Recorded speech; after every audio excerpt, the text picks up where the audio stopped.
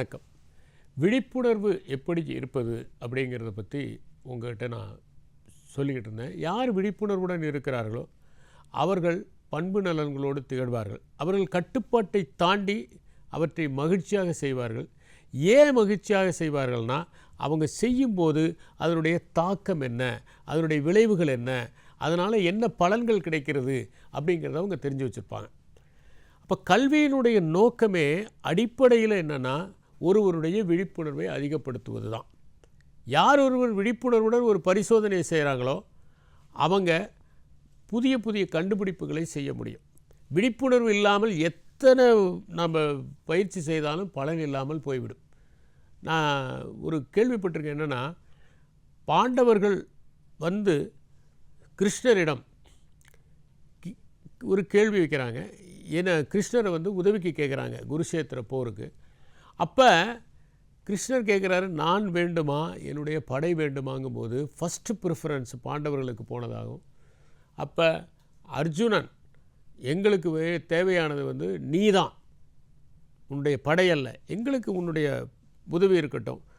அப்போ கௌரவர்கள் வந்து படையை கேட்பாங்க, துரியோதனன் வந்து படையை கேட்பார். ஏன்னா படையினா நிறைய பேர் இருக்கிறாங்க, வீரர்கள், ஆயிரக்கணக்கான வீரர்கள் உதவி வேணும்னு.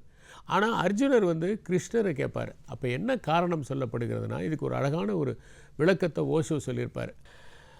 1000 படை வீரர்களை விட விழிப்புணர்வு பெற்ற ஒருவர் மேம்பட்டவர். ஒரே ஒருவர் விழிப்புணர்வோடு இருந்தால் போதும். நம்ம ஒரு கூட்டத்துக்கு போகிறோம், ஆயிரக்கணக்கான பேர் உட்காந்துருக்குறாங்க, அதில் பாதி பேர் கவனிக்கிறதே இல்லை, சும்மா எண்ணிக்கைக்காக எல்லோரும் உட்காந்துருக்காங்க. அதனால் என்ன பிரயோஜனம்? விழிப்புணர்வு பெற்ற ஒரு 100 பேர் அங்கே இருந்தால், அர்ப்பணிப்புடன் ஒரு 100 பேர் அங்கே இருந்தால், அந்த 100 பேர் என்ன பண்ணுவாங்கன்னா, அந்த மெசேஜை உள்வாங்கி இந்த சமூகத்திற்கு நம்ம ஏதாவது செய்யணும் அப்படின்னு அந்த கருத்துக்களை பரப்புவார்கள். அவர்கள் செயல்பாட்டால் மற்றவர்களை செம்மைப்படுத்துவார்கள். அவர்கள் தாக்கத்தால் இந்த சமுதாயத்தில் ஆக்கப்பூர்வமான விளைவுகளை ஏற்படுத்துவார்கள். அப்போ என்னென்னா, விழிப்புணர்வுடன் இருப்பவர்கள் யாருமே தவறு செய்ய மாட்டார்கள். இப்போ விழிப்புணர்வுடன் இருப்பதை எப்படி நாம் வளர்த்து கொள்ளலாம்? இது ஒரு கேள்வி. விழிப்புணர்வுடன் இருங்கிறீங்க, அப்போ விழிப்புணர்வுடன் இருப்பதை எப்படி நாம் வளர்த்து கொள்வது? இந்த ஒரு முக்கியமான கேள்வி. இன்றைக்கி பல விபத்துகள் நடக்கின்றன. எதனால் விபத்து நடக்குது? விழிப்புணர்வின்மையால். வேகம் முக்கியம்தான். வாழ்க்கையில் நிறைய பேர் சொல்லுவாங்க, வேகம் விவேகம் இல்லைன்னு. எது வேகம்? வேகத்தினால தான் மனித இனமே முன்னேறியது. நாம் ஒரு காலத்தில் மெதுவாக செய்ததையெல்லாம் வேகமாக செய்ய ஆரம்பித்தோம். உதாரணத்துக்கு, நாம் வந்து ஈட்டி எறிந்தோம், அந்த ஈட்டிக்கு அப்புறம் துப்பாக்கியை கண்டுபிடிச்சோம், துப்பாக்கி இன்னும் வேகமாக செயல்படுகிறது. அதுக்கப்புறம் என்ன பண்ணோம்? பீரங்கியை கண்டுபிடிச்சோம், அது இன்னும் வேகமாக செயல்படுகிறது. AK-47 இன்னும் அது வேகமாக செயல்படுகிறது. அப்போ வேகம்தான் மனித இனத்தினுடைய முன்னேற்றத்தை தீர்மானித்தது. மனிதன் ஒரு காலத்தில் கால்நடையாக போனான், அதுக்கப்புறம் மாட்டு வண்டியில் போனான், அது இன்னும் கொஞ்சம் வேகம். குதிரையில் போனால் அது இன்னும் கொஞ்சம் வேகம். அப்புறம் காரில் போனால் அது இன்னும் கொஞ்சம் வேகம். பிறகு அவன் விமானத்தில் சென்றான், அது இன்னும் வேகம். விமானத்திலையும் அதிவேகமாக போகக்கூடிய விமானங்கள், ரயில்லையே பார்த்திங்கன்னா புல்லட் ட்ரெயின்ஸ். ஏன் அப்படின்னா, அவ்வாறு வேகமாக செல்லுகிற போது தான் நாம் முன்னேற்றம் அடைகிறோம். வேகமாக செல்லுகிற போது தான் நாம் நேரத்தை உருவாக்குகிறோம். நேரத்தை உருவாக்குவது சம்பந்தமாகவே நான் உங்கள்கிட்ட பேசுகிறோம். நேரத்தை மேலாண்மை செய்வதல்ல, நேரம் தான் நம்மளை மேலாண்மை செய்யுது. நேரத்தை உருவாக்கி தான் மனிதன் முன்னேறினான். மனிதன் எப்படி பேராற்றல் மிக்கவனானான் அப்படின்னு ஒரு புத்தகம். அதை படிக்கும்போது தான் எனக்கு புரிந்தது, மனிதன் நேரத்தை உருவாக்கியதால் அவன் முன்னேற்றம் அடைந்தான். ஒரு சிங்கத்தால் நேரத்தை உருவாக்க முடியுமா?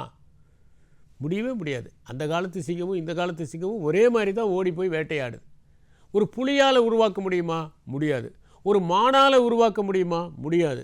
ஒரு பறவையால் உருவாக்க முடியுமா? முடியாது. ஆனால் மனிதன் உருவாக்கி கொண்டே இருக்கிறான். எப்படி உருவாக்குறான்? ஒரு காலத்தில் மனிதர்கள் வந்து குதிரையில் போய் ஒரு தகவலை கொடுப்பாங்க, வேகமாக கொண்டு போய் ஒரு மெசஞ்சர், அவர் தான் மெசஞ்சர், தகவலை கொண்டு போய் கொடுப்பாங்க. அந்த காலத்தில் நம்ம படிச்சிருக்கோம், ஒற்றர் அல்லது தூதர். தூதர் என்ன பண்ணுவார்? ஒரு தகவலை எடுத்துகிட்டு போய் கொடுப்பார். அனுமன் வந்து தூதராக செயல்பட்டார், அங்கதன் தூதராக செயல்பட்டார் அப்படின்னு படிக்கிறோம். அப்போ அவர்கள் ஃபிசிக்கலாக போய் தான் ஒரு செய்தியை கொடுக்க முடியும். இது ஒரு கட்டத்தில். அதுக்கப்புறம் என்னாச்சு? நம்ம தந்திங்கிற ஒன்று வந்துச்சு. அப்போ தந்தி இன்னும் வேகமாக செயல்பட்டது. அப்புறம் தொலைபேசி, அது இன்னும் வேகமாக செயல்பட்டது. அதுக்கப்புறம் தொலை அச்சு, ஃபேக்ஸ், அது என்னன்னாக்க தகவல் மட்டும் இல்லை, ஒட்டுமொத்த ஆவணங்களையும் நீங்கள் அனுப்புவதற்கான வாய்ப்புகள் கிடைத்தது. அதை விட இன்னும் வேகமாக இன்றைக்கி என்னென்னா இமெயில். இப்போ பார்த்திங்கன்னா வாட்ஸ்அப், இந்த மாதிரி செய்திகளை உடனுக்குடனே நாம் என்ன பண்ணுறோம், நாளுக்கு நாள் வேகமாக செயல்படுவதால் ஒரு காலத்தில் ஒரு தபாலில் ஒன்று கேட்டு அனுப்பிச்சா அது 3 நாள் கழித்து தான் போய் சேரும். அதுக்கப்புறம் அவங்க ரிப்ளை பண்ணால் அது இன்னும் 3 நாள் கழித்து தான் வரும். இப்போ அப்படி கிடையாது, இமெயிலே எல்லாம் வந்துடுது, ரிசல்ட் இமெயிலில் வந்துடுது. ஒரு காலத்தில் 10th ரிசல்ட்டோ +2 ரிசல்ட்டோ வந்துச்சுன்னா எல்லாம் போய் பத்திரிக்கை கடையில் எப்போ வருது பேப்பர், எப்போ வருது, என் நம்பர் இருக்கான்னு பார்த்துட்ருப்பாங்க. இப்போ அப்படி கிடையாது. இப்போ நீங்கள் இன்டர்நெட்டில் பார்த்துக்க முடியும். மனிதன் நேரத்தை உருவாக்கி கொண்டே இருக்கிறான். நேரத்தை உருவாக்குவது எப்போது சாத்தியம்? விழிப்புணர்வுடன் இருக்கிற போது தான் நேரத்தை உருவாக்க முடியும். இப்போ நம்ம விழிப்புணர்வுடன் ஒரு வீட்டு பாடத்தை எழுதுகிறோன்னு வச்சுக்கோங்களேன், அரை மணி நேரத்தில் எழுதுறத நம்ம 1/4 மணி நேரத்தில் முடிக்க முடியும். அப்போ நம்ம விழிப்புணர்வுடன் படித்தோம்னு வச்சுக்கோங்களேன், ஒரு அரை மணி நேரத்தில் படிக்கக்கூடிய ஒரு விஷயத்தை 1/4 மணி நேரத்தில் படிச்சிட முடியும். அப்போ நம்ம பக்கங்களோடு தவழ ஆரம்பித்து விடும். எதுக்கு சில பேர் நிறையா படிக்க முடியுது, நிறையா தெரிஞ்சுக்க முடியுது அப்படின்னு பார்த்தீங்கன்னா, அவர்கள் எல்லோருமே நேரத்தை உருவாக்குகிறார்கள். நேரத்தை மேலாண்மை செய்வது நம்முடைய நோக்கம் அல்ல. நீங்கள் ஸ்கூலில் படிக்கிற வரைக்கும் நேரத்தை மேலாண்மை செய்தீர்கள். இப்போ நீங்கள் பள்ளிக்கூடத்திலிருந்து கல்லூரிக்கு வந்த பிறகு நேரத்தை உருவாக்க கற்றுக்கொள்ள வேண்டும். அப்போ என்னன்னா, உங்களுடைய விழிப்புணர்வு உச்சபட்சமாக இருக்க வேண்டும். அந்த விழிப்புணர்வை எப்படி நாம் அடைவது? இது ஒரு கேள்வி. விழிப்புணர்வை அடைவதற்கு வழிமுறைகள் இருக்கிறதா? இப்போ சாதாரணமான ஒரு அவேர்னஸ், இப்போ அந்த காலத்தில் சின்ன சின்ன பயிற்சிகள் வீட்டில் கொடுப்பாங்க. ஒரு சைக்கிளை துடைக்கணும். சண்டே ஆனால் ஒரு பையனை கூப்பிட்டு நீ சைக்கிளை தொடம்பாங்க. ஒரு பையனை பார்த்து நீ காத்தடி அப்படின்னு சொல்லுவாங்க. ஒரு பையனை பார்த்து நீ தோட்டத்தை சுத்தம் செய் அப்படின்னு சொல்லுவாங்க. இந்த பணிகள் இருக்க, இந்த சோர்ஸ், இந்த டெய்லி சோர்ஸ், இதனுடைய அட்வான்டேஜ் என்னென்னா, இது விழிப்புணர்வை அதிகப்படுத்துகிறது. யாரெல்லாம் தன்னுடைய வீட்டில் சின்ன சின்ன பணிகளை செய்கிறார்களோ அவர்களுடைய விழிப்புணர்வு அதிகரிக்கிறது. 2வது, செடிகளுக்கு நீர் பாய்ச்சுவது. இப்போ நீங்கள் பார்த்தீங்கன்னா தண்ணீர் ஊற்றும்போது பார்த்தீங்கன்னா, அந்த தண்ணீரை ஊற்றும்போது அது ததும்பி வெளியே வராமல் கரெக்டான அளவில் ஊற்றி அந்த செடி சாயாமல் அதை பார்த்து கவனமாக ஊற்றும்போது நம்முடைய விழிப்புணர்வு அதிகரிக்கிறது. விளையாட்டில் விழிப்புணர்வு அதிகரிக்கிறது. நீங்கள் ஒரு கேம் விளையாடுறீங்க, ஃபுட்பால் விளையாடுறீங்கன்னா 1 மணி நேரம் விளையாண்டிங்கன்னா அந்த 1 மணி நேரம் முழுவதும் உங்களை அறியாமலேயே நீங்கள் விழிப்புணர்வாக மாறுகிறீர்கள். பந்தை உதைக்கிற போது நீங்களே பந்தாக மாறுகிறீர்கள். ஓடுகிற போது உங்கள் உடம்பே கால்களாக ஆகிவிடுகின்றன. அப்போ அந்த 1 மணி நேரம் உங்கள் இலக்கு என்ன? உலகத்தை மறந்துடுறீங்க. நீங்கள் ஃபுட்பாலை பார்க்கும்போதே மறந்துடுறீங்களே. நீங்கள் ஃபுட்பால் மேட்சை பார்க்கும்போதே அந்த 1 மணி நேரம் எல்லாத்தையுமே மூட்டை கட்டி வச்சுட்டு நீங்கள் அந்த ஃபுட்பால் கிரவுண்டுக்குள்ளேயே நீங்கள் நிற்கிற மாதிரியான ஒரு ஃபீலிங் இருக்குல்ல, நீங்களே அங்கே நிற்கிற மாதிரியான ஒரு ஃபீலிங் ஏற்படுது. ஏன்னா அந்த நேரத்தில் உங்களுடைய விழிப்புணர்வு உச்சபட்சத்தை அடைகிறது. புற நிகழ்வுகள் எல்லாம் மறந்து விடுகின்றன. அப்போ நீங்கள் விளையாடுகிற போது உங்களுடைய விழிப்புணர்வு உயரத்தை அடைகிறது.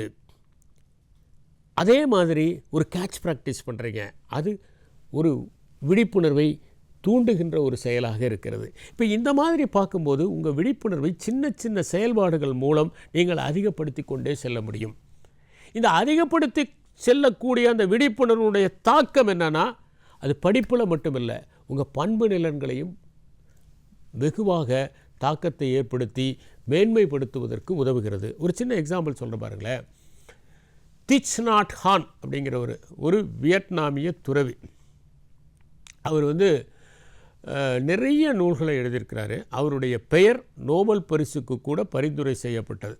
அவருடைய புத்தகங்கள்லாம் எளிமையாக சாமானியர்களை குறிவைத்து எழுதப்பட்டதாக இருக்கும். புத்தருடைய வாழ்க்கை வரலாறை மிக அழகாக மிக நேர்த்தியாக அவர் எழுதியிருப்பார். அவருடைய புத்தகங்களில் ஒன்றில் அவர் சொல்கிறாரு, வாக்கிங் மெடிடேஷன் வாங்க. எப்போவுமே பௌத்தத்தில் வாக்கிங் மெடிடேஷன் ஒன்று உண்டு. வாக்கிங் மெடிடேஷன் என்னன்னாக்கா, நீங்கள் நடக்கும்போது அந்த நடையை கூட கவனித்து உங்களுடைய ஒவ்வொரு அடியையும் வைப்பது. அதனால தான் ஆப்ரஹாம் எராலி ஜெம் இன் த லோட்டஸில் சொல்கிறார். எப்படின்னா, புத்தர் நடந்து போகிறது பார்த்திங்கன்னா, ஒரு அழகான ஒரு இலை, ஒரு பூ தண்ணியில் அப்படியே தவழ்ந்து போகிற மாதிரி அவ்வளோ அழகாக இருந்தது. அவ்வளவு அழகாக, அவ்வளவு நேர்த்தியாக. அப்போ என்னென்னா, நடையையே ஒரு தியானமாக மாற்றிக்கொள்வது, செய்கிற செயல்களை எல்லாம் ஒரு தியானமாக மாற்றிக்கொள்வது, தியானமில்லாத ஒரு தியானமாக வாழ்க்கையை அணுகுவது. எல்லா நேரங்களிலும் தியானமாக இல்லானாலும் எந்த செயலை செய்தாலும் அந்த விழிப்புணர்வுடன் அணுகுவது. பருகுவதை கூட நீங்கள் விழிப்புணர்வோடு அணுகுவது. அதனால் என்னென்னா திச்நாட்ஹான் ஆசிரமில் ஞாயிற்றுக்கிழமையானால் அதுக்கு பேர் வந்து லேசி சண்டே. அன்றைக்கி என்னென்னா எல்லோரும் மெதுவாக நடப்பாங்களாம். எவ்வளோ மெதுவாக நடக்க முடியுமோ அவ்வளோ மெதுவாக நடப்பாங்க. எவ்வளோ மெதுவாக சாப்பிட முடியுமோ அவ்வளோ மெதுவாக சாப்பிடுவாங்க. ஏன்னா அவர்கள் ஒவ்வொரு நொடியையும் கவனித்து விழிப்புணர்வுடன் அணுகுகிறார்கள் அப்படின்னு சொல்லுவார். அப்போ நாம் செய்யக்கூடிய எல்லா செயல்களையுமே அந்த விழிப்புணர்வை ஏற்படுத்தலாம். காலையில் எந்திரிக்கிறோம், முதல்ல காலையில் எந்திரிக்கிறோன்னு வச்சுக்கோங்களேன், பெட்லேருந்து கீழே காலை வைக்கும்போது எந்த காலை முதல்ல வைக்கிறோம் அது ரொம்ப முக்கியம். வலது காலை வைக்கிறோமா இடது காலை வைக்கிறோமா, அதிலிருந்தே நம்முடைய விழிப்புணர்வு தொடங்கி விடுகிறது. அதுக்கப்புறம் நாம் ப்ரஷ் பண்ணுறோம், ப்ரஷ் பண்ணும்போது ப்ரஷ் பண்ணுறதை நினைக்கிறோமா, குளிக்கும்போது குளிக்கிறத நினைக்கிறோமா, சாப்பிடும்போது சாப்பாடை பற்றி மட்டும் நினைக்கிறோமா, இப்படி ஒவ்வொன்றிலையும் நான் விழிப்புணர்வை சேர்த்து கொண்டால் நாம் செய்யக்கூடிய செயல்கள் நேர்மையானதாகவும் உண்மையானதாகவும் இருக்கும். தேவையில்லாத பழக்கங்கள் நம்மை அண்டாது. ஏன்னா இது எதுக்காக, இது தேவையே இல்லையே. ஒரு மனுஷன் விழிப்புணர்வோடு இருந்தால் அவன் திருட முடியுமா? ஒரு விழிப்புணர்வோடு இருந்தோம்னா அவன் தவறு இழைக்க முடியுமா? விழிப்புணர்வுடன் இருந்தால் அவன் போதை பழக்கத்திற்கு ஆளாக முடியுமா? தேவையே இல்லை. இவை எல்லாமே விழிப்புணர்வு இன்மையால் விளைகின்றன. என்னுடைய நண்பர் KS சுப்பிரமணியம்னு ஜெயகாந்தனுடைய புத்தகங்கள்லாம் ஆங்கிலத்தில் மொழிபெயர்த்தவர். அவரே ஒரு கிரியேட்டிவ் பர்சன், நிறைய வாசித்தவர். அவர் ஒரு முறை இந்திய ரயில்வே அக்கவுண்ட் சர்வீஸில் இருந்தபோது தனக்கு ஏற்பட்ட அனுபவத்தை சொன்னார். அவர் ரயில்வேயில் பணியாற்றுகிற போது இந்த கிளாஸிஸ் இருக்காங்களே, அவர்கள் நிறைய பேர் அந்த பிஎஃப்பில் யார் நாமினேஷன் பேர் குறிப்பிட மாட்டாங்களாம். சில பேர் என்ன பண்ணுவாங்கன்னா மனைவி பேரை குறிப்பிடுவாங்க. அதுக்கப்புறம் அந்த மனைவியோட வாழலைன்னா யாரோட வாழ்கிறாங்களோ அவங்க பேரை குறிப்பிட மாட்டாங்க. அந்த மாதிரி இந்த மாதிரி சூழல் என்ன ஆகுதுன்னா, ஒருத்தர் என்ன பண்ணியிருக்காரு, இறந்து போயிடுறாரு. அவருடைய பிஎஃப் நாமினேஷனை எடுத்து பார்த்தா அந்த பிஎஃப் நாமினேஷனில் அவருடைய மனைவி பேர் பார்த்திங்கன்னா மாரியம்மான்னு இருக்குது. அந்த மாரியம்மாவை கூப்பிடலாம் அப்படின்னு பார்த்தா தகவல்கள் கிடைக்கிது. சார் அவர் மாரியம்மாவோடு இல்லை சார், 20 வருஷமாக வேறு ஒரு அம்மாவோடு தான் இருக்கிறாரு. அந்த அம்மா பேர் தங்கம். அந்த தங்கம்ங்கிற அம்மாவுக்கிட்ட தான் அவர் 2 குழந்தைகள் பிறந்திருக்கு. மாரியம்மாவோடு அவர் இல்லை, அவர் வேறு யாரையும் அந்த மாரியம்மா கல்யாணம் பண்ணி வச்சுன்னு. ஆனால் இது இல்லையே ரெக்கார்டில். இப்போ மாரியம்மாவுக்கு தான் கொடுக்க முடியும், தங்கத்துக்கு கொடுக்க முடியாது. என்ன பண்ணுறதுங்கிற ஒரு சூழல். இவர் பண்ணார், தங்கத்துக்கு தான் நியாயப்பிரகாரம் கிடைக்கணும். சரி, இதுக்கு சட்டத்தில் விதி இல்லை. இப்போ நம்ம மாரியம்மாவை கூப்பிட்டு, சரி நீ கையெழுத்து போடு, ஒரு 50% உனக்கு 50% அந்த தங்கத்துக்கு கொடுத்துடலான்னு அவர் ஏற்பாடு பண்ணலான்னு முடிவு பண்ணார். ஸோ 2 பேரையும் கூப்பிட்றாரு. கஷ்டப்பட்டு 2 பேரையும் பிடிச்சி இழுத்துட்டு வந்தால் அந்த மாரியம்மா வருது, தங்கமும் வருது. அப்போ மாரியம்மா கிட்ட சொல்கிறார், இந்த பாருமா, அது அந்த லேடியோடு தான் அவர் வாழ்ந்திருக்காரு, உங்களை எப்பயோ விட்டுட்டாரு, நீங்கள் வேறு யாரையோ கல்யாணம் பண்ணிக்கிட்டீங்க. ஆனால் இப்போ எங்களுடைய ரூல்ஸ் படி உங்களுக்கு தான் கொடுக்க முடியும். நீங்கள் கையெழுத்து போட்டுருங்க, ஒரு 50% அந்த அம்மாவுக்கு கொடுத்துருங்க, பாவம் அதுதானே வாழ்ந்திருக்கு அப்படின்னு இவர் ஒரு சமரசம் பண்ணியிருக்கார். உடனே அந்த அம்மா மாரியம்மா என்ன பண்ணியிருக்கு, பயங்கர கோபமாயிருச்சான். ஐயா, இங்கே படிச்சுட்டு இப்படி பேசுகிறீங்க, இது உங்களுக்கே நல்லா இருக்கு. இவர் என்னமோ வெளுத்து போயிட்டார். என்ன இப்படி, ஏம்மா சரிம்மா, ஒரு கால்வாசியாவது அந்த அம்மா, என்னையா பேசுகிறீங்க, மறுபடியும் தப்பாக பேசுகிறீங்க. நான் அந்த ஐயாவோட ஒரு நாள் கூட வாழல, அந்த அம்மா தானே வாழ்ந்துட்டு இருக்கு, அதுதானே குழந்தை பெற்றிருக்கு. இதில் ஒரு காசு எடுத்தால் கூட நான் உருப்படி ஆக மாட்டேன், முழுசாக அவருக்கு கொடுங்க, நான் எங்கே சொல்கிறீங்களோ நான் கை நாட்டு போடுறேன் அப்படின்னு இருக்கு. பாருங்கள், நம்ம நினைக்கிறோம் எவ்வளவு நேர்மையோடு அந்த அம்மா இருந்திருக்கு. நாம் நினைக்கிற நேர்மைங்கிறது படித்தவங்களுக்கு தான், வசதியாக இருக்கிறவங்களுக்கு தான், மற்றவங்களுக்கு அறிவுரை சொல்கிறவங்களுக்கு தான். ஒரு சாதாரண ஒரு பெண்மணி, வேறு ஒன்றும் வேணாம், முழுசாக கேட்டிருந்தாலும் அந்த அம்மாவுக்கு தான் போய் சேரணும். ஏன்னா மனைவின்னு டாக்குமெண்ட்டில் இருக்கிறது அந்த அம்மா தான். முழு பிஎஃப் பணமாக அதுக்கு தான் போய் சேர்ந்துருக்கணும். வேறு யாராவது இருந்திருந்தால் படித்தவங்க கூட ஏமாற்றுவாங்க, மொட்டை பெட்டிஷன் போடுவாங்க. நான் நிறைய பார்த்துருக்கேன் கவர்மெண்ட்டில், நான் தான் ஆக்சுவல் அப்படின்னு பெட்டிஷன் போடுறதையும் அப்ளை பண்ணுறதையும் நான் பார்த்துருக்கேன். ஆனால் அந்த அம்மா படிக்காத ஒரு அம்மா, அதுவும் ஒரு வறுமையில் தான், சாதாரணமாக இருக்கக்கூடியது தான். ஆனால் அதுக்கும் இவருக்கும் எந்த விதமான தொடர்பும் இல்லை, குழந்தையும் எதுவும் உண்டாகலை. இப்போ வாழ்கிற அம்மாவுக்கு தான் குழந்தைகள் பிறந்திருக்கு. அது என்ன பாருங்கள், எவ்வளோ ஒரு நேர்மையோட, நான் இந்த பணத்தை வாங்கினா நான் நல்லாவே இருக்க மாட்டேன், அந்த பணம் முழுசு 50% கூட வேணான்றுச்சு. எவ்வளோ ஒரு நேர்மை பாருங்கள். சாமானிய மனிதர்களிடம் இந்த நேர்மை ஏன் வருதுன்னா அதில் அவங்க விழிப்புணர்வோடு இருக்கிறாங்க. இதே மாதிரி இன்னொரு சம்பவம், ஒரு ஊரில் ஒருத்தர் இன்னொருத்தட்ட கடன் வாங்கியிருக்காரு. கடன் வாங்கிட்டு திரும்ப செலுத்த முடியல, கல்யாணத்துக்காக கடன் வாங்கியிருக்காரு பொண்ணுக்கு. அது அவருக்கு கொஞ்சம் நிலம் இருக்குது, அந்த நிலம் எல்லாமே வந்து சரியாக மழை வராதனால விளையில சரியாக திருப்பி செலுத்த முடியல. அவர் யார் கடன் கொடுத்தாரோ அவருக்கு ஒரு இக்கட்டான ஒரு நிலைமை வந்துருச்சு. அவருக்கு பணம் வருது, தேவைப்படுது. அவர் வந்து இவர்கிட்ட என்னையா பணம் கொடுக்கலையாங்கிற, இன்னும் 6 மாதத்தில் கொடுக்குறேன், 7 மாதத்தில் கொடுக்குறேன்னு. இவங்க 2 பேரும் மோதிக்கிற மாதிரி ஒரு சூழல் வரும்போது அந்த வழியாக அங்கே பக்கத்தில் காலேஜில் ஒர்க் பண்ணுற ஒரு ப்ரொஃபஸர் அந்த வழியாக போயிருக்கார். அவர் பார்த்துட்டு வந்துட்டு, என்னங்க ஏங்க தகராறு பண்ணுறீங்க அப்படின்னுக்கார். இவர் பாருங்கள், வாங்கிட்டு 3 மாதம் ஆச்சு இன்னும் கொடுக்கலங்கிறாரு அப்படின்னு. சரி விடுங்க, இன்னும் 2 மாதத்தில் கொடுத்துருங்க, நீங்கள் எப்படியாவது மொபைலைஸ் பண்ணி கொடுத்துருங்க அப்படின்னு சொல்லிவிட்டு இவர் சமாதானம் பேசிட்டு வந்துட்டார். 2 மாதம் முடிய போகும்போது இவர் போய் பார்க்குறாரு. ஏன்னா இவர் ப்ராமிஸ் பண்ணியிருக்கிறாரு, அந்த ஊரில் எல்லாருக்கும் இவரை தெரியும். ஏன்னா இவர் ரொம்ப பரோபகாரம் பண்ணுறவர். இவர் போய் கேட்டிருக்காரு. பார்த்தா 2 மாதம் கழிச்சு, ஐயா பணமே இல்லையா, நான் என்ன பண்ணுறது அப்படின்னு. சரி ஒன்றும் பண்ணாதீங்க அப்படின்ட்டு இவர் தானே வாக்குறுதி கொடுத்தாரு. அந்த நபர் வரும்போது இவர் என்ன பண்ணியிருக்காரு, அவர் வாங்கின அந்த 50,000 ரூபாயை இவர் எடுத்து கொடுத்துட்டார். எப்படின்னா பிஎஃப் பணத்தில் அட்வான்ஸ் போட்டு கொண்டு போய் கொடுத்துருக்காரு. ஜிபிஎஃப்பில் இந்தாங்க வச்சுக்கோங்க, இப்போதைக்கு எதுவும் பிரச்சனை பண்ணாதீங்க. சரி பிரச்சனை தீர்ந்துருச்சு. இந்த யார் கடன் கொடுக்கணுமோ அவர் சொல்லியிருக்காரு, ஐயா நான் எப்படியாவது உங்களை கஷ்டப்பட்டு கொடுத்துட்றேன்னு. ஆனால் அந்த வருஷமும் மழை வரல, எந்த பயிரும் வரல, ஒன்றுமே பண்ண முடியல. கஷ்ட ஜீவனம். 6 மாதம் 1 வருஷம் ஆகிப்போச்சு, இன்னொரு வருஷம் ஆச்சு, கொடுக்க முடியல.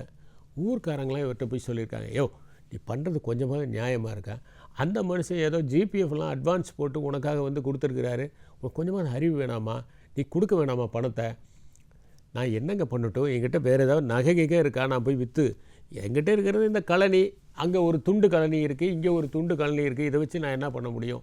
அப்போ அவங்க சொல்லியிருக்காங்க, தப்பாரு ஒரு துண்டு கழனியை அவர் பேருக்கு எழுதி வச்சிரு, வேறு வழியே இல்லைன்னு. அவங்க எல்லாம் ஊர்க்காரங்களாம் திரண்டு வந்துட்டாங்க காலேஜுக்கு.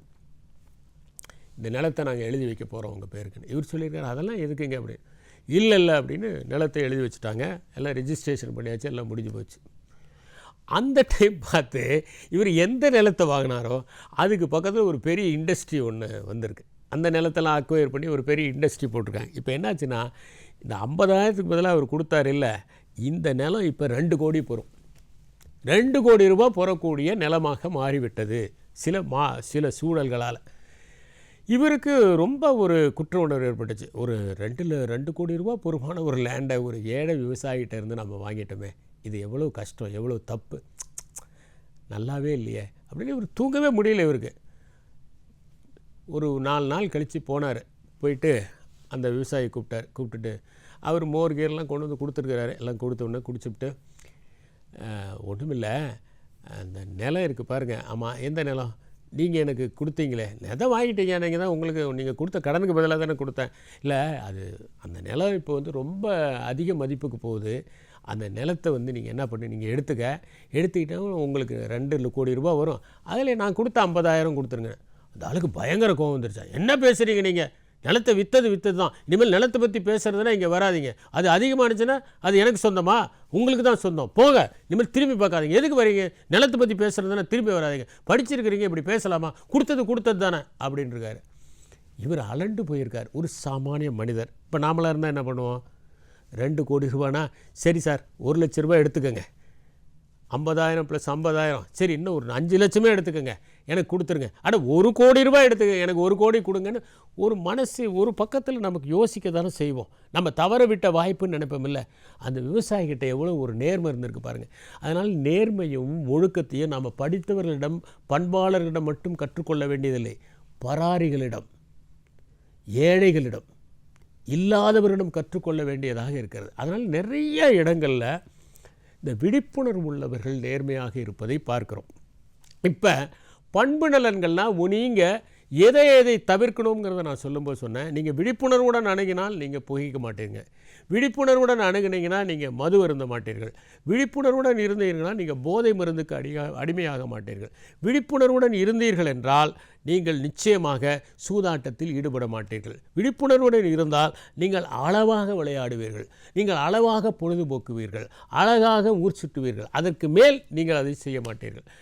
ஏன்னா உங்களுடைய விழிப்புணர்வு இருக்கு பாருங்களேன், அது உங்களை நெறிப்படுத்த ஆரம்பித்துவிடும். அது உங்களுடைய உடலின் ஒரு பகுதியாக ஆகிவிடும், உங்கள் மனத்தின் ஒரு பகுதியாக ஆகிவிடும், உங்கள் மூளையின் ஒரு உறுப்பாக ஆகிவிடும். அப்போ என்ன ஆகுனா, ஆட்டோமேட்டிக்காக இந்த நேரத்தில் இதை செய்தால்தான் மகிழ்ச்சி அப்படின்னு நீங்கள் அது வந்து ஒரு தண்டனையாக இருக்காது.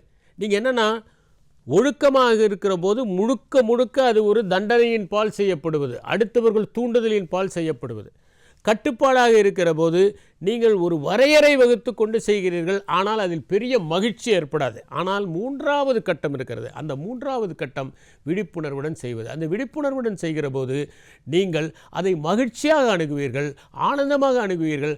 அதை செய்கிற போது தான் உங்களுக்கு உச்சபட்ச ஆனந்தம் கிடைக்கும். அதை செய்து முடிக்கிற வரை நீங்கள் நிம்மதியாக இருக்க முடியாது. அது செஞ்ச பிறகு தான் உங்களுக்கு ஆஹா நம்ம நல்ல பணியை செஞ்சிட்டோம் அப்படிங்கிற ஒரு திருப்தி ஏற்படும். நான் அந்த டைமண்ட் கட்டரில் சொன்னேன், திரும்பி பார்க்கிற போது ஒரு மகிழ்ச்சி ஏற்படுகிறதா? நீங்கள் ஒரு மலை உச்சிக்கு போனவுடனே என்ன பண்ணுறீங்க? மலை உச்சிக்கு போனவுடனே என்ன பண்ணுறீங்க? நேராக போய் அந்த பிளெயின்ஸை போய் பார்ப்பீங்க. அந்த பிளெயின்ஸை பார்க்கும்போது தான் ஒரு மகிழ்ச்சி ஏற்படும். இவ்வளோ உயரம் நாம் வந்திருக்கிறோமா, இவ்வளோ உயரத்துக்கு வந்திருக்கோம்ல, பாருங்கள் எவ்வளோ அழகாக இருக்குது, அங்கே இருக்கிற நீர்நிலை எப்படி இருக்குது, அந்த வயல்கள் எப்படி இருக்குது, தான் அங்கே பாருங்கள் ஒரு பெரிய ஒரு கோபுரம் மாதிரி ஒன்று தெரியுது. இப்படி நம்ம பார்ப்போம். அந்த உச்சிக்கு போன பிறகு தான் நாம் அந்த சமதளத்தை பற்றி தெரிந்து கொள்ள முடியும். அதனால தான் கலீல் கிப்ரான் என்ன சொன்னார்னா, ஒரு நண்பனை விட்டு நீ பிரிந்து செல்லுகிற போது வருத்தப்படாதே, நீ சமவெளிக்கு போகிற போது அவனுடைய உச்சி எவ்வளவு அழகாக இருந்தது என்பதை இன்னும் தெளிவாக உணர்வாய்.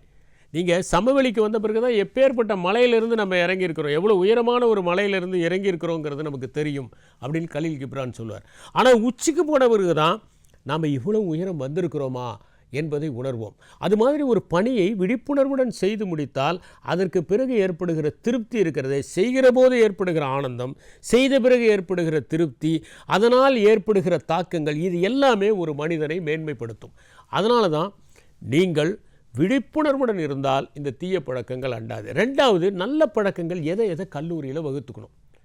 எங்கள் காலேஜில் எப்படின்னா 7 மணிக்கு ப்ராக்டிக்கல் செஷனுக்கு நாங்கள் நிற்கணும், மண்வெட்டியோடு போய் ஃபீல்டில் நிற்கணும். சில நேரங்களில் அரை மணி நேரத்தில் நாம் போய் அந்த இடத்த அடைஞ்சிடலாம். சில மணி நேரங்களில் 40 நிமிஷம் கூட ஆகும். 6 மணி 20 நிமிஷத்துக்கெலாம் நாங்கள் கிளம்புனா தான் அங்கே கீழே போய் பேடி ப்ரீடிங் ஸ்டேஷனுக்கு போய் நீங்கள் நிற்க முடியும். அதை சுகர் கேன் ப்ரீடிங் ஸ்டேஷனுக்கு போய் நிற்க முடியும். சில நேரங்களில் என்ன சொல்லுவாங்க, 7:15 வாங்க அப்படின்னு பேராசிரியர்கள் கொஞ்சம் பெரிய மனசு வச்சு வர சொல்லுவாங்க. இன்னும் ஒரு கிரேஸ் டைம் ஒரு 15 மினிட்ஸ் கொடுப்பாங்க. நாங்கள் சைக்கிளில் போய் அங்கே 7 மணிக்கு ப்ராக்டிக்கல்னால் 6:59க்கெலாம் நாங்கள் அங்கே இருந்துடணும். 7:01க்கு போனால் கூட அட்டண்டன்ஸ் இருக்காது. 2 ப்ராக்டிக்கல் கிளாஸை நீங்கள் மிஸ் பண்ணிங்கன்னா நீங்கள் அந்த சப்ஜெக்டை மறுபடியும் ரிப்பீட் பண்ண வேண்டியதாக போயிடும். ரிப்பீட் பண்ணுறதுனா எப்படி? நீங்கள் 4 வருஷத்துலேயே முடிக்கணும்னு நினச்சா நீங்கள் செகண்ட் இயரோ தேர்ட் இயரோ படிக்கும்போது உங்களுக்கு எப்போ லீஷராக இருக்குது அப்படிங்கிறத பார்த்துட்டு, அந்த லீஷர் பீரியடில் அந்த கோர்ஸை ஆஃபர் பண்ணுறாங்களான்னு பார்த்துட்டு அந்த கிளாஸோட ஜூனியர்ஸோட போய் அட்டன் பண்ண வேண்டிய ஒரு சூழல் ஏற்பட்டுரும். அதனால் நாங்கள் என்ன பண்ணுவோம்னா 6:59க்கெல்லாம் நாங்கள் போயிடுவோம். இந்த பங்க்சுவாலிட்டி இருக்குது பார்த்தீங்களா, இந்த பங்க்சுவாலிட்டி எனக்கு எப்படி வந்ததுன்னா, ஸ்கூலில் படிக்கும்போது ஒரு கண்டிஷனிங்னால் வந்தது. ஏன்னா நான் என்சிசி ஸ்கவுட்லலாம் இருந்தேன். ஸ்கவுட்லலாம் என்சிசிலாம் கொஞ்சம் லேட்டாக போனீங்கன்னா கிரவுண்டை சுற்ற சொல்லிடுவாங்க. என்சிசியில் நிறைய பனிஷ்மெண்ட்ஸ் கொடுப்பாங்க. அதனால் என்ன, பனிஷ்மெண்ட்ஸை அவாய்ட் பண்ணுங்கிறதுக்காகவே நாங்கள் முன்னாடியே போய் அங்கே ரெடியாகி பேரேடுக்கு ரெடியாக நின்றுட்டுருப்போம். மார்ச் பாஸ்ட் பேரேடுக்கு ரெடியாக இருப்போம். அப்போ அது ஒரு கண்டிஷனிங். காலேஜ் வரும்போது என்னாச்சுன்னா அது ஒரு கட்டுப்பாடு. நம்ம கரெக்டாக போயிட்டோம்னா வேறு பிரச்சனையே இல்லை, நம்ம இந்த கோர்ஸை நல்லா பண்ண முடியும் அப்படிங்கிற ஒரு எண்ணத்தோடு போய் முன்னாடி இருந்துருவோம்.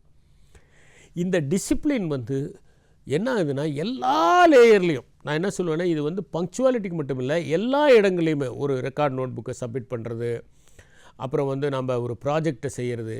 இப்போ கூட என்னென்னா இந்த கல்லூரி காலங்களே எடுத்துட்டிங்கன்னா இந்த நிகழ்ச்சி ஒரு 10 எபிசோடாவது அவங்க கையில் இருக்கிற மாதிரி தான் நான் செஞ்சிட்ருக்கிறேன். இதே மாதிரி தான் ஒரு தொடர் எழுதுகிறோம்னா, இப்போ ஒரு ராணியில் ஒரு தொடர் எழுதிக்கிட்டு இருக்கேன். அந்த தொடரை எப்படி நான் எழுதுகிறேன்னா ஒரு 10 எபிசோட் முன்னாடியே கொடுத்துருவேன். கடைசி நேரம் வரைக்கும் காத்திருக்க வைக்கக்கூடாது. சில பேரில் என்ன பண்ணுவாங்கன்னா, நாளைக்கு வேணும் தொடர்னா இன்றைக்கி உட்காந்து எழுதிட்டு இருப்பாங்க. அந்த மாதிரி கிடையாது. இதை முன்கூட்டியே செய்வதை மகிழ்ச்சியாக செய்வதற்கு கற்றுக்கொண்டது என்னென்னா அந்த விழிப்புணர்வு தான். அப்போ கல்லூரியில் நீங்கள் இந்த பங்க்சுவாலிட்டிங்கிறது ஒரு அற்புதமான குணநலன். அடுத்தவர்களை மதிப்பது என்பது ஒரு அற்புதமான குணநலன். நேர்மையாகவும் தூய்மையாகவும் இருப்பது என்பது ஒரு குணநலன். இந்த குணநலன்களை எல்லாம் கல்லூரி பருவத்தில் நீங்கள் தரித்து கொண்டால்தான் உங்கள் வாழ்க்கை மேம்படும். அதனால் எதை செய்தாலும் விழிப்புணர்வுடன் அணுகுங்கள். அது உங்களை வெற்றிக்கு அழைத்து செல்லும். நன்றி, வணக்கம்.